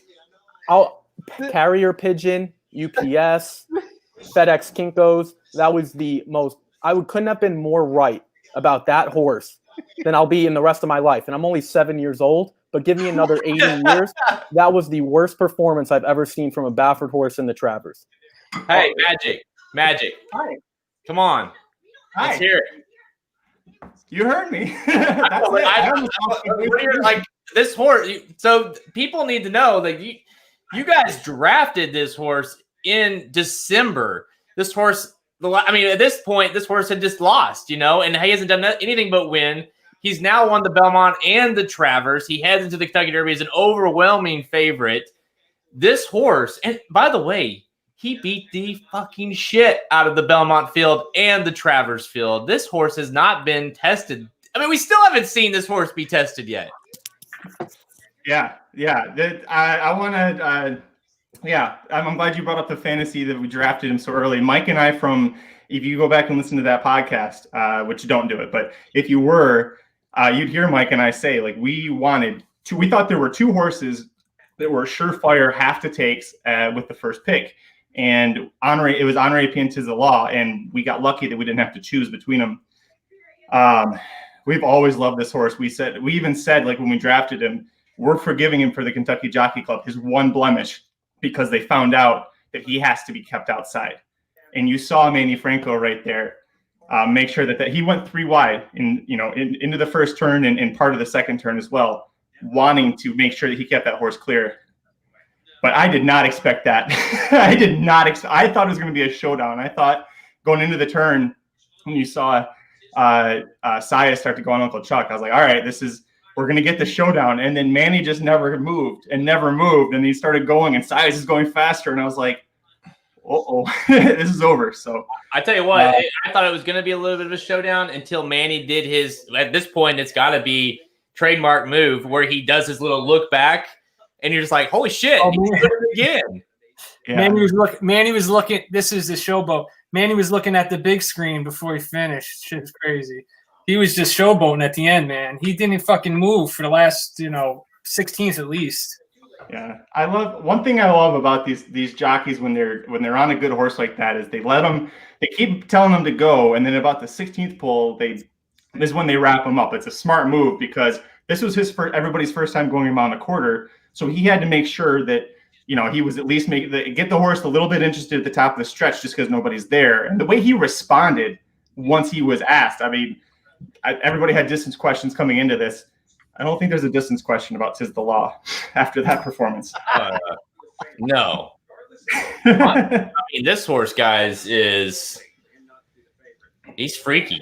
And it's a lot of factors. I feel like with him, the competition obviously isn't at his level, but it also, at this point, guys, I mean, okay, Uncle Chuck was like the concern, right? No. Uncle Chuck, by the way, guys, Uncle Chuck, not even the Kentucky Derby now. Like, he's not going to make the Derby. Good. His biggest fan is not disappointed. Honor AP loses last week. His other biggest, like, shouldn't he go into the Preakness with Triple Crown or the whatever you want to call this, throwing in the Travers on the line as a legit shot? Can I talk now? Am I allowed to talk again? Yeah, go ahead. All right, I have 3 things. One, Magic, that was the best part of the whole show. You going nuts like that. I love that. And Magic, the only thing that makes me sad is I would be there to give you a big hug and a high five if it wasn't for COVID. So that sucks. But Magic, I hate to tell you, the best thing on this live show was trumped when Ricky went off about Uncle Chuck because he's been waiting to do this for months. He wanted to punch Mike Somich in the face the last time these two were together on a live stream. He didn't do it. He held his tongue, and now he's going crazy. So I love that. I love, Ricky, that you did that. And number 3, guys, I feel like a very blessed individual to sit here and to watch the 2 performances we just saw with Gamine, who is clearly the best 3-year-old filly in the country, and Tiz the Law, without a doubt, undisputed, number 1, and a legit fucking shot to win all 4 of these races. And I don't want to hear any talk of any asterisks. If this horse wins all 4 of those races, he is legit a Triple Crown champion and one of the better 3-year-olds we've seen in the last few years. What he just did today was something we have not seen from him in his other races, and he's been fantastic in his other races. But today was something special. I'm done. Go ahead. I think well said because Well, can I give Aaron some praise? Aaron put, and I got this wrong on our last Magic Mike show. Aaron put Tiz the Law as his classic number 1 ranked horse before this week, before he passed the mile and a quarter test. So Aaron, congrats to you, man, because that and you nailed the guide that Jared put the graphic up for. So he got 3 first place votes on the NTRA poll this week or last week. Somebody give me a guess how many he's going to get this week. It's going to be more than 3. Spoiler alert. I don't know how many votes he got on the Breeders' Cup poll, but he wasn't first. I don't know. I don't remember who was first. But Tiz the Law, undisputed number 1 horse in America. He was last week. He will be this week. I don't know if this has ever been done. I'm relatively new to the group. It's been great. I want to know if there's ever been the 3 worst performances of the weekend or the year or the month or the decade.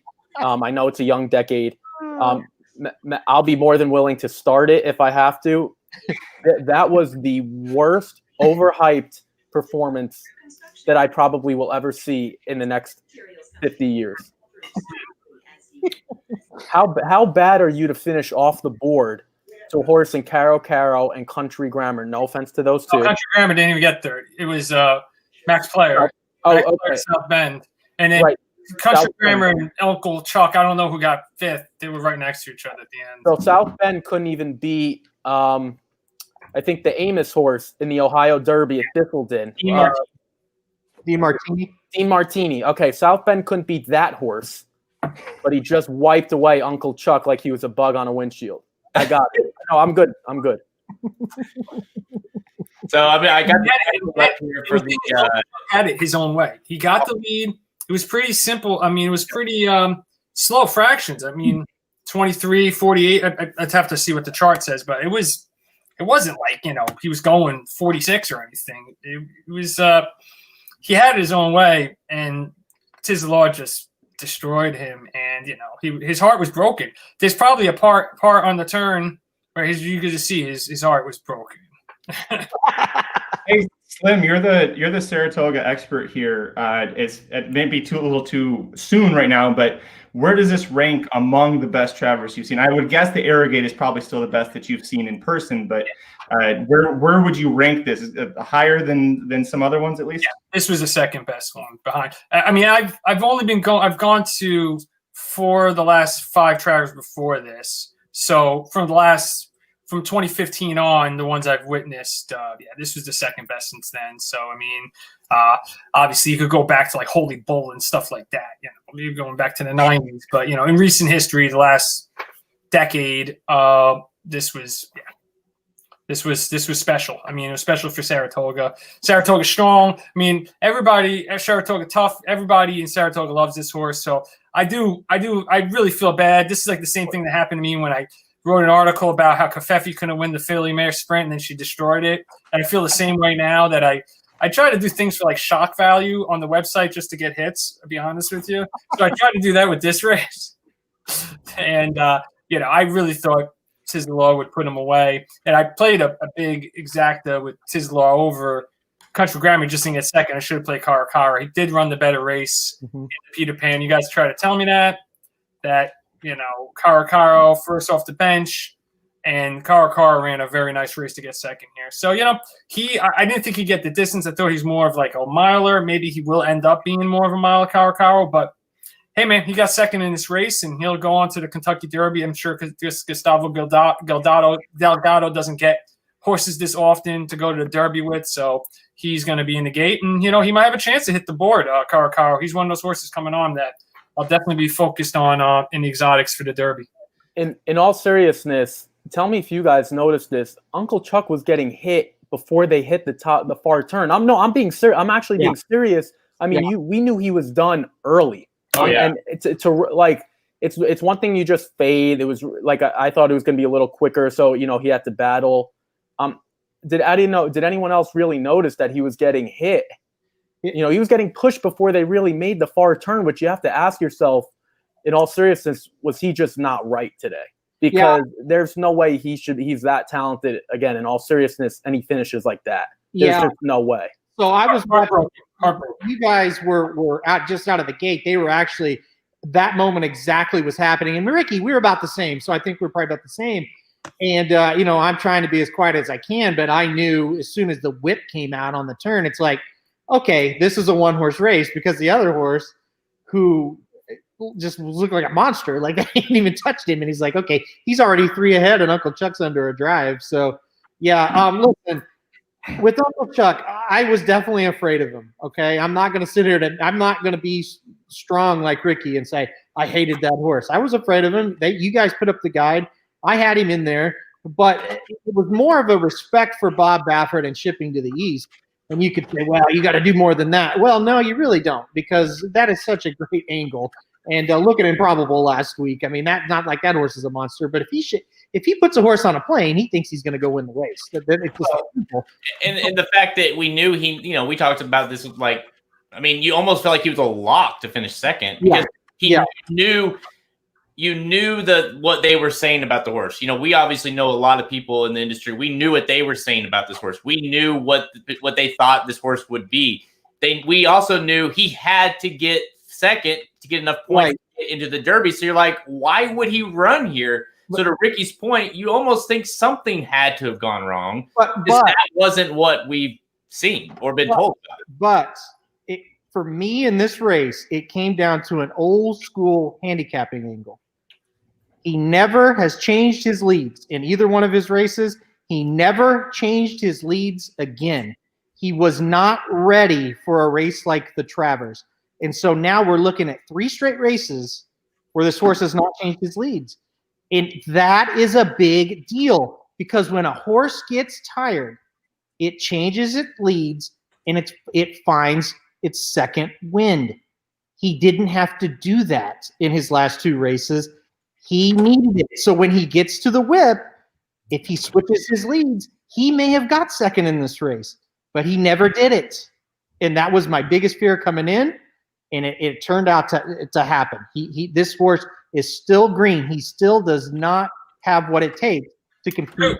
You don't have to even fucking talk about this horse anymore. He's not even going to the Kentucky Derby. So it's over. Talk about the horse going to the Derby, because that's the next thing I got to get ready for. I got to write this pace analysis, and it's going to be impossible, because it's just like, how can you not pick Tisdalaw? He's going to destroy everyone else. So my question for the group is this: what are the odds on Tisdalaw in the Derby? Is it 1 to 5, 1 to 2, 1 to 9? Well, By the way, did you 3 see? to 5. Are you seeing that? I'm scrolling across the bottom. The fastest Travers since Airgate, one of the fastest ever. This horse ran a sub 201, and Airgate just under sub 2. But the fastest Travers since Airgate, and really, I believe Bernardini ran a little bit faster than what we just saw today. But it was a perhaps too though. Freaky performance from a horse, by the way, that just won the Belmont. That is done so much this year already. This was the fastest besides Arrowgate since Easy Goer, 1989. Was under that. So this was slightly faster than Bernardini's, and he was wrapped up. So he could have gotten a little quicker than that. Probably still not Arrowgate's time, but just to throw some context in there. It's unreal. It's unreal what he did. And I'm with Magic. It's like I thought he would win, but I did not expect that. That was insane. What just happened? So his odds in the Kentucky Derby, I think he will be one of the shortest priced Kentucky Derby horses ever. I don't know the historical background of this, but when you think of Justified was 5-2, American Pharaoh was 5-2. They both paid $780 to win. There is not a chance in hell, says the law, pays $780 to win a month from now. If he's even money, I don't know. 20 horse field will sway things. This horse has got to be at least 6-5 or lower, right? Yeah, there's nobody else to bet. Exactly. If Honor AP had won the shared belief and looked good at it, at least it could be a horse in the West Coast that would be able to come at him. 1,000 Words will be one of the top choices, I guess, because he'll be the next Baffert. But I want to. How does our collector tomorrow factor in? I think that's this is going to take over the weekend as it should. If anyone just has a few minutes tomorrow to watch our collector, I think 4 to 5 on the morning line. He might be the top one to contend. Slim, I'm with you. Not to beat him, just to contend. He should win the race tomorrow. He'll take money. It'll be our collector. Honor AP will take money, and 1,000 Words will take money. Those will be the next 3 choices if our collector wins tomorrow. That's pretty much those are the top 4 going into the Derby, and Karakaro will take money now. After this performance, Max Player will be. Those are the top 6 horses probably for the Derby right now, I would think. Am I missing someone? King Guillermo, just to throw that out there, hasn't run. Maybe a pace setter. And I think to your point, he's going to be that speed, and every time King Guillermo gets doubted, he runs well. I'm not saying that's a win candidate. I'm just saying it's a horse that people have forgotten about just because he hasn't run in so long. And by not running in so long, he still could be a horse that you might get a decent price on just because everyone seems to be decimating themselves. So Caro's obviously pace analysis that I'm going to work on over the next few weeks now. I got a baby, but I'm going to be doing this pace analysis. That's all I'm going to be working on, is trying to figure this out. And, if it comes out that it's a slow pace, I got to look at who the hell's running. I don't even know. You guys were talking about it on the pod this week, and I'm like, I read the bubble. I remember, knowing the bubble, the last few years, I'd be like, oh, shit, this horse is 22nd. And right. I'd be like, oh, this horse, if he gets in, I remember looking at, looking at Lee. I'm like, oh, looking at Lee can say, oh, this horse can hit the board. And he got second. And I had him, in triple or whatever. I'm like, I was really tracking those bubble horses. And I'm like, I don't give a shit about these horses now. It's like, who cares? I'm like, you're right. It's just the first 6 horses, and you just kind of, if it might be easy to actually hit the superfecta this year, because it's first 6 or 7 horses and 13 horses that suck. Well, here's the thing. So now, and obviously there's going to be a lot of changes because, for instance, Shivery has the points, but there's no way they run Shivery, there's no way you run Shivery in the Kentucky Derby. You shouldn't. Caracaro obviously has the points now to run in the Kentucky Derby. Max Player definitely solidified his points into the Kentucky Derby. So those 2 horses there that you don't feel like have any shot, but yet they're in. And then, like I said, a Shivery. Storm the Court is in the bubble, but he's running on turf tomorrow. So you have a lot of, especially that bottom 10 to 20, that is just going to be completely a cluster. You know what? as we kind of work our way to the Derby, because you don't know who's going to scratch out of these, or who's not going to run in them, and maybe they do point to the Preakness, like we talked about, a race that no one's pointing to because everyone's going to be pointing to the Breeders' Cup. So, do you think that I'll pose another question to the group because I got good questions. You think they got 20 in the gate this year? I think Aaron said yes on the pod. What else? What do you guys think? Not a good 20. I think there will be 20 bodies. Yes, yeah. There's just one other horse that I think this might be Magic's horse. I'm not obviously in the group. I'd still like to take a shot maybe with Dr. Post. That's another one. No, I know, Magic, you're shaking your head, but I'm willing to excuse the rail draw that he got down at Monmouth. I'm just a horse to maybe keep an eye on. Because Slim, you asked 20 horses. I'm trying to. I got NY Traffic on my team. NY Traffic might hit the board. We're trying to think of horses that might just hit the board at this point. We're not even almost talking win candidates. I'm just saying there's some of these horses that we might have forgotten about that could still put up a solid performance to hit the board. That's just throwing a few out there. I think if Dr. Post hits the board, I'll vomit all over Churchill Downs. He's awful. That horse is awful, Ricky. Come on, man. Dr. Post is like remember when we went to see, after Justify won the Kentucky Derby and we went down to Pletcher Shed Row and all those horses' heads were like, Vino Ross won and then he became a Breeders' Cup winner. But it was like, I forget those names. Even the names of these horses, they look like they were like, all right, had like mud in their eyes. They were all pissed off. Oh.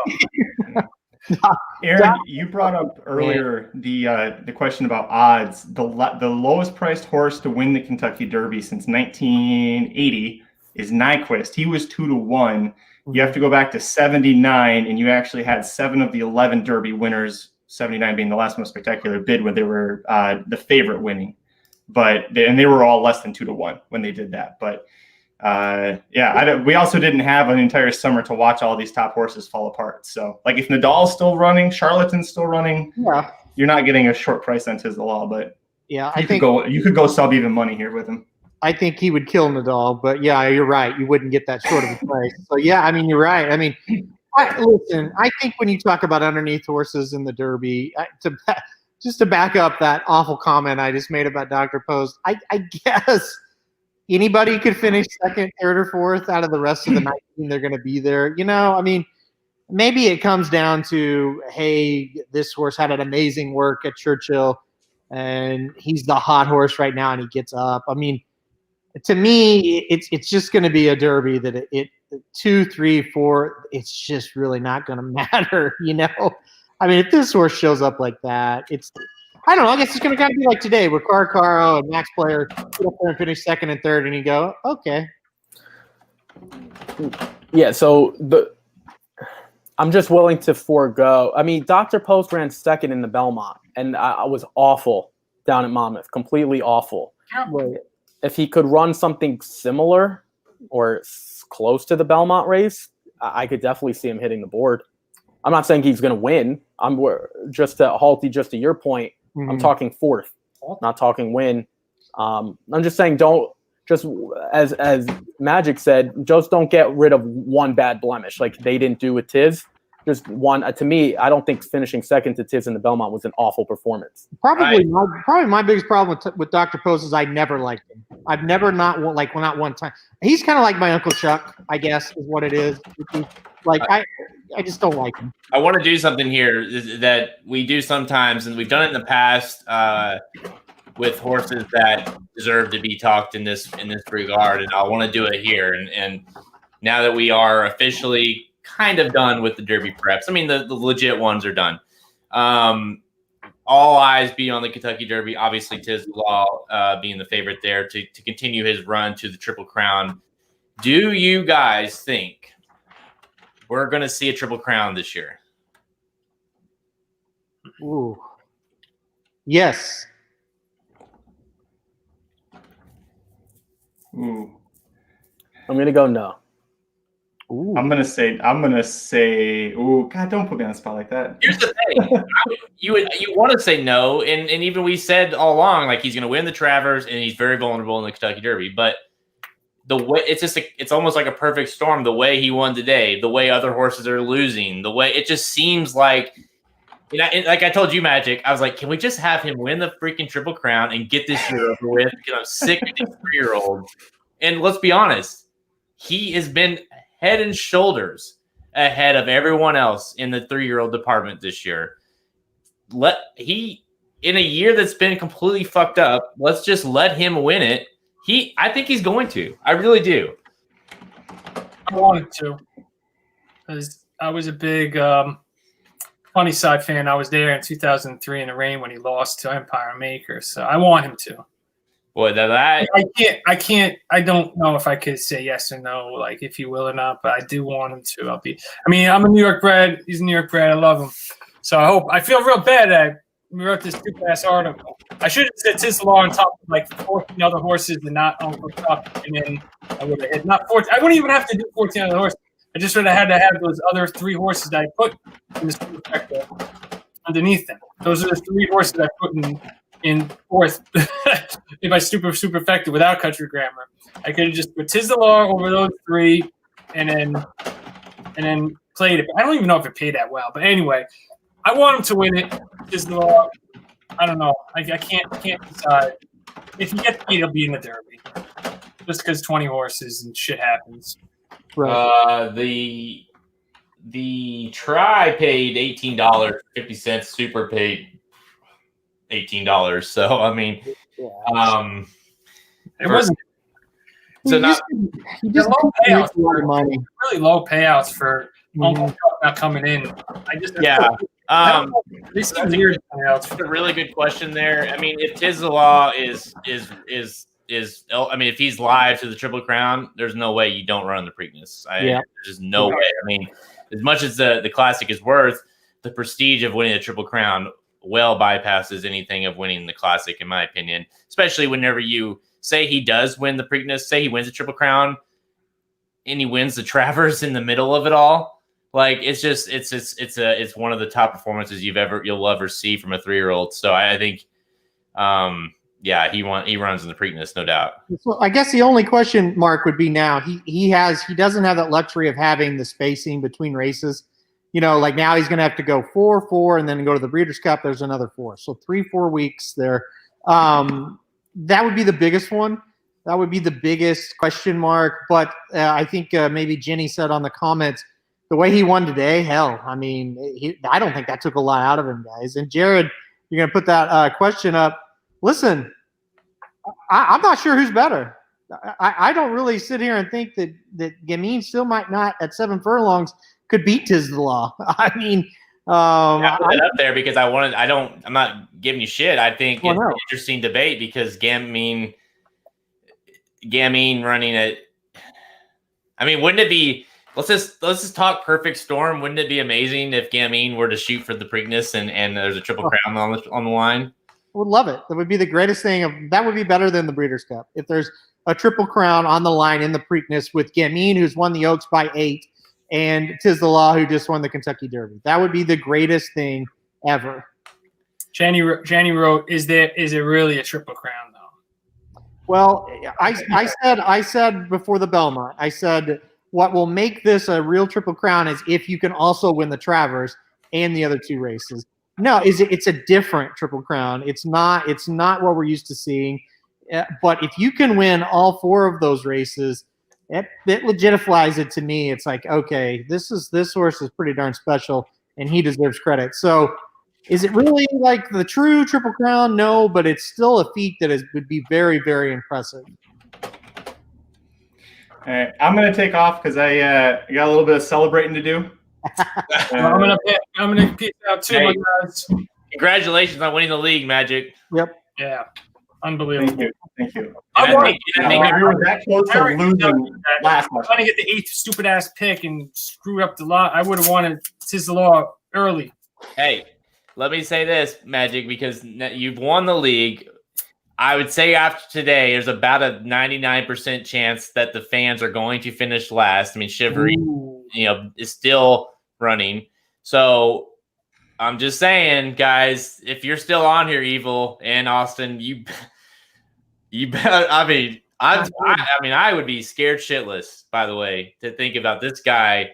He's an evil mofo. This guy over here, right here. Yeah, you better be kissing up to Samich because Samich is the one that's going to prevent you from having the most embarrassing day of your life. I think people will buy you out. That's my just try to. I think if I was you guys, I would talk to Evil since he got Dolo. Just be like, yo, seriously, we won't make you pay anything if you just give us like $200 each or something. That's 200. Ask for 2,000. Yeah, it's worth a hell of a lot more than 200. I know that. Oh yeah, it's 500 to win the league or something. So just do like 500 each. Dan got 25 points from max player, so he's at 51. Yeah. Set minus 79 to minus 69 for Austin and Evil. They're just running out of time, guys. Even with the King Guillermo win, they still stay in last. So other than King Guillermo going and winning the Derby and the Preakness, it doesn't seem very likely to get out of last. So, boy, I mean, if King Guillermo beats Tiz Law in the Kentucky Derby, then I might just give the website to Evil Austin because. Oh God! But congratulations, Magic. Let you get out of here, buddy. All right, thank you, guys. Head out too, guys. Hey, real quick, if you're still watching this, Samich is still going to be missing his golf balls on Monday, so Aaron's joining me to talk all about this shit again on Monday. However you're watching right now, we'll be here Monday at 2:30 Pacific, 5:30 Eastern, and I'll see you guys then. All right. See ya. See you. Nope. All right, boys. We started this thing. We might as well end it. Let's watch the final race. Might as well, right? Yep. We are live to 4 horses on the late pick 5 here, and 2 of them pay really well. Well, only 2 horses on the pick 5. Only the 2 and the 5 on the pick 5. What am I looking at? The pick 4. You're looking at the pick 4. We're live to 2, 5, 7, 8. Okay, yeah, we're 2, 5 in the pick 5, and we're 2, 5, 7, 8 in pick 4. Yeah. Jared's looking at the Ellis Park pick 4 probable. Jared's looking at the guy that never went out for the Ellis Park day tomorrow. By the way, Ricky Halsman pointed out a horse to me today that I'm already the biggest fan. Mahomes Money that's running in. Oh my hero! Race, what is it? 2 tomorrow at Ellis. Yeah, I want him to face. There's got to be like an LJ 8, like Lamar Jackson 8. There's got to be a horse named Jackson 8 or LJ 8 or something. Or it's a Romans all ball horse, so you know that horse is going to run well, at least for a little while. Yeah. No, I don't. I'm rooting for you guys. My day was made when Uncle Chuck finished off the board. I hope between now and the time he doesn't enter the Derby gate, I get a chance to talk to Samich about it. Because I was willing to eat my crow if he won. I was willing to eat my crow if he finished second. Now I'm here that he finished off the board. So, yeah, it's horse racing. It is what it is. I'm in all seriousness though. I'm a East Coast guy. I know Halty's an East Coast guy. Jared, I know you're probably like a Remington Park guy, but it just goes to show that the East Coast is here. Yeah. And it just wasn't really close this year. There was no West Coast horse that really had a shot. They all kind of decimated each other between Honor AP and Authentic and Uncle Chuck and, all right, they are almost into the final turn here. The 2 is leading here over the 3 and the 9. I don't think we're going to get this one. Who did you have? I had the 2 and the 5 for the 5. The 2, man, I thought the 2 would run very well here, and he ran like a. That's who I put on top also. Yeah, that horse already. God, he ran awful. I went 2-9-7. I didn't have the 3 at all. You don't have the 9. I had 3/4, so I don't know. The 5, God, the 5. The 7's actually moving very well. I don't know how much time he's got left. Did we have 3 or the 1? Couldn't finish off. Story of my life. Well, you know what? That 7 came from out of nowhere to finish 3rd. This is one of the biggest things about Saratoga. Just end it with the Travers. We do not need, what was this, New York bred, maiden claiming. Right. Like, we don't need this. No one, I mean, normal times, you're still at the track, but 98% of the people are at zeros. Like, no one's here watching this unless you're alive to something. Yeah, I'm with you. I went very light on those last sequences because it's like you're betting an all stakes pick 5 that ends in the Travers, and then they have another pick 5 and a pick 4 with this shit race. It's just like, I don't care about this. But I care about it, but that's not the right thing to say. But it's kind of like you're on a high and then you watch this race with these like lower level horses. So yeah, no dice there, but hey, still a really good day for the guide. Yeah, the guide destroyed it. Well done with the guide. Obviously, I mean, killed the entire Travers. Obviously, we were very big on Gamine winning that race. My sister Nat, real pure sensation, sucked as our top pick, but we had American. You and I both had American Sailor in the Troy that helped. Imprimis as well. But either way. And we made sure to not leave Serengeti Empress off anything. So all in all, it was a very big day for the guide. Definitely a nice rebound from last week. And man, I mean, is the Derby? No, we have one more, right? Do we have one more between the now and the Derby Pacific Classic? Yeah, we'll do Pacific Classic guide. That is coming up not next weekend, but the next. And then the Kentucky Derby. So odd. Derby, Preakness. It's right around 7:10, I believe. One of my favorite fillies that didn't work out, one of Halty's favorite fillies didn't work out. Merneath will be running. We thought Merneath might have been Gamine a few months ago. Like, that's the way we were. I mean, it took a while to break the maiden, I think second or third start. But we were both dazzled.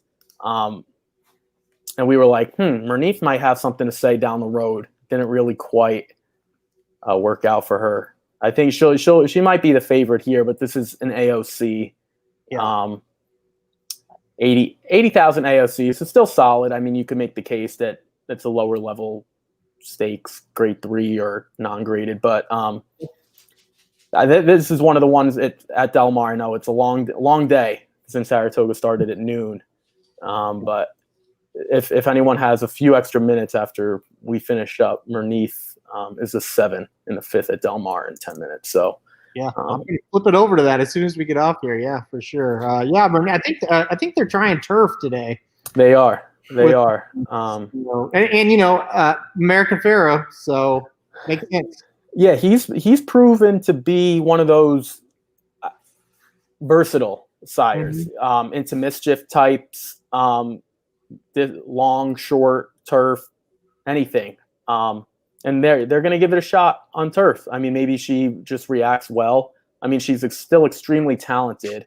Yeah. There was someone who ran earlier today that tried turf, I believe. Maybe not today. Maybe it was yesterday. They tried turf. I'm trying to look here. Oh, Risky Mischief. Risky Mischief earlier in the day tried turf, and she ran really, really well and won. So maybe that's the move with Merneath. Maybe they find something for her on the turf. I can almost guarantee you Merneath will finish on the board, though. I can almost guarantee you that. I would agree. So everyone knows, obviously, Saratoga's over. Del Mar continues, like we're talking here. Best Pals are coming up here. Grade 2 Best Pal with a nice 2-year-old there that Halter and I definitely really like in Roderick. And then you've got the yellow ribbon after that later in the card tonight. So definitely the racing goes on. We're getting off here, but we'll continue to watch these races and go to racingnews.com if you want some picks on those. All right, boys, it's been real. A hell of a Travers. It lived up to it. It had to. I mean, even though we didn't see necessarily the battle that we kind of thought we would see with Uncle Chuck and Tiz the Law. Tiz the Law sure as hell made up for it by putting up, one of the best Travers we've seen in a very, very long time. So moving on to the Kentucky Derby, it's going to be a hell of a leading to the Kentucky Derby with Tiz the Law. So thanks, guys, for tuning in. Thanks, everyone, for being here. And again, check out the Magic Mike show later this week. Bleakers off later this week. And we'll be back next weekend doing some live racing. All right, thanks, guys. All right, see you guys.